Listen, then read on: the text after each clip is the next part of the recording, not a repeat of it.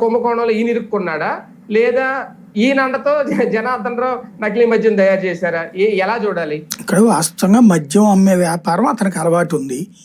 అక్కడ బాటిళ్ళు బ్రాండ్లు ఉంటే చాలు, బోర్డు ఉంటే చాలు, మొత్తం వస్తే చాలు అనేటటువంటిది కస్టమర్కి అలవాటు చూశాడు అతను. ఎందుకంటే ఇతను పెట్టిన ఏరియా లేబర్ ఏరియా అనమాట. కాస్త బిలో మిడిల్ క్లాసు వరకే అక్కడ తాగుతుంటారు, అబో మిడిల్ క్లాస్ బార్ కాదు ఇతను నడిపింది.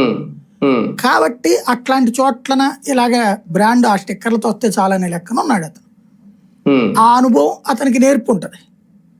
సమస్యల్లో ఏంటంటే ఈ ప్రభుత్వం అధికారం వచ్చాకనే ఇది పెట్టాడు, కానీ అంతకుముందు కూడా పెట్టాడు అని చెప్పడం కోసం అంతకుముందు బార్ నడిపాడని చెప్తున్నారు వీళ్ళు. అదే అనేది అంతకుముందు పెట్టాడు కరెక్టే, అప్పుడు అమ్మారని ఎవరు చెప్పారంటే అతనే చెప్పాడు అన్నది. అప్పుడు పోనీ ఇక్కడ కావాల్సింది ఏంటి, ఎన్నాళ్ళ నుంచి స్పిరిట్ ఎక్కడి నుంచి కొనుక్కొచ్చారు, అంతకుముందు కూడా కొనుక్కొచ్చి ఉండాలిగా.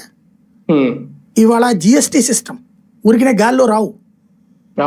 ఇతనికి సప్లై చేసినోడు ఎవడు, ఆ చేసినోడు ఎక్కడ కొన్నాడు, ఆ కొన్నోడు ఎక్కడ కొన్నాడు, ఇవన్నీ లెక్క ఆన్ పేపర్ చూపించాలి ఇందులో ఎవిడెన్స్.